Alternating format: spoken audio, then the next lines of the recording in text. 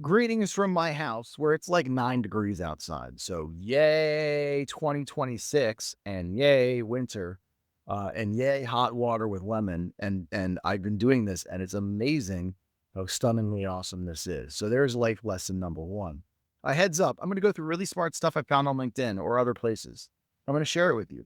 I'm going to offer some ideas that have my 2 cents with the hope that you can then use it and make your world a little bit easier, a little bit more efficient. Today, I want to spend some time going over some crisis communication because, oh goodness, we have a lot of people talk about crisis communication. And one of the challenges I always say when talking to people about crisis communication is what we can do to turn a situation from becoming a problem and a problem from becoming a crisis. So, really smart guide. And by the way, all of these slides accessible for you, $0, 0 cents. You can find the names of these folks. Follow them yourselves, a good use of your time. I posted this because it's a very nice way of thinking about how to handle and embark upon the crisis journey, both in terms of how you want to ask questions, how you likely need to clarify because you cannot be an expert on everything, truly understanding the challenge of the moment and exploring where some of these things could go before you end up making a decision on how you want to proceed. If you have this checklist, and spoiler, I went ahead and printed the doggone thing out because I think it's that astute. This will help you help others be able to manage situations and then hopefully prevent those situations from turning into a problem that then turns into a crisis. It's very common for us in the world of crisis communication to talk about things that didn't work very well. I want to share some ideas that did work well because often they're harder to see. Southwest Airlines, like many organizations, struggled when the government shut down. You had no idea what TSA was doing. I thought this approach made a whole lot of sense, especially when you go back and think about the framework that we just shared earlier. So we are going to ask and understand what's going on with the situation, then being able to clarify so we can see the challenge and start moving forward. In this case, I give Southwest credit because they were able to identify the challenge, i.e., government shutdown. They were able to understand what that could mean for potential customers and, oh, by the way, their staff, because their staff at the airports, those are the folks who are going to have to deal with all of these cases. And they also created a specific place where they could then determine what would happen if there were further flight reductions or other circumstances occurred, meaning that when someone had a question at 1:35 p.m. on a random Tuesday, they didn't have to wait. They could figure out where to go.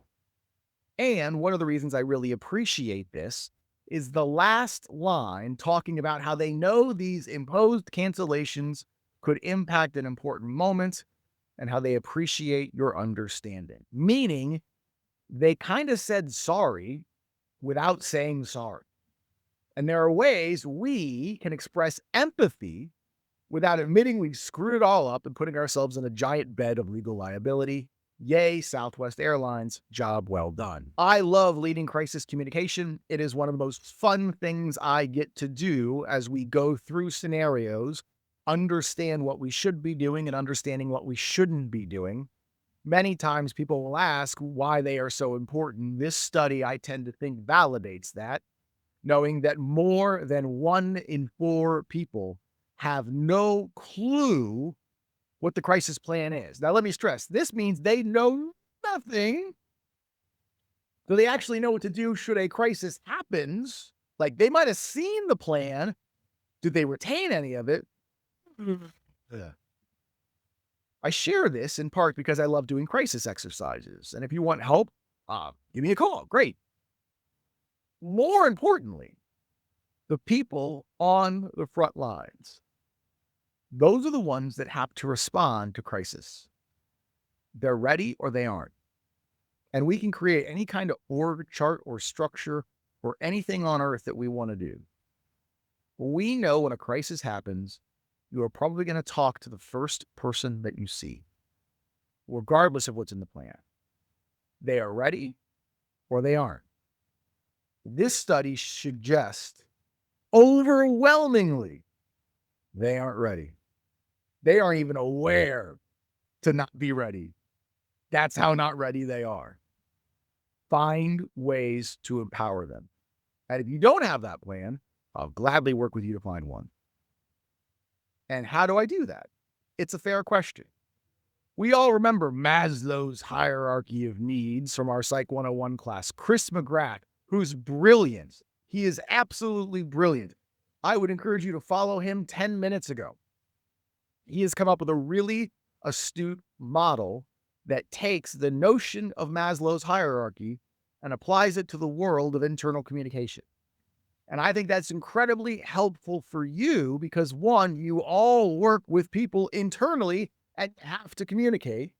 And two, this allows you to understand root issues that might lead to pushback, further questions, or people just choosing not to act because.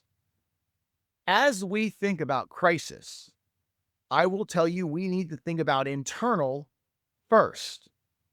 When we can take care of the internal, it makes it a lot easier for us to be able to work with the external. This guide is a really good starting point to help you get there.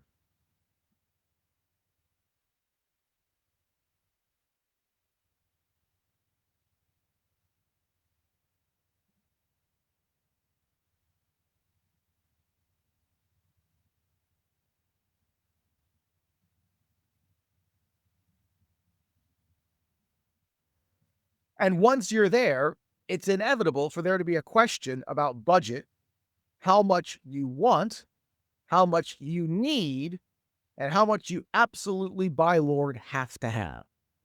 Budgets in comm are fussy, and I tend to think we get the short end of the stick far too often.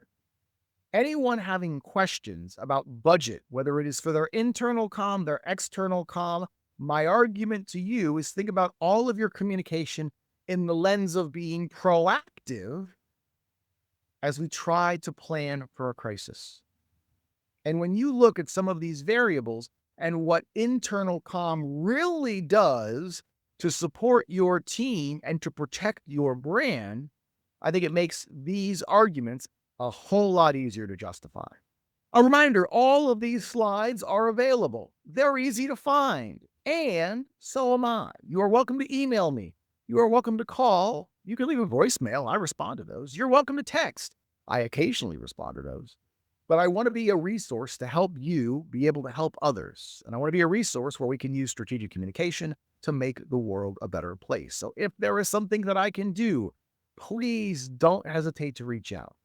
Until next time, be smart, be safe, be you, and have a great day.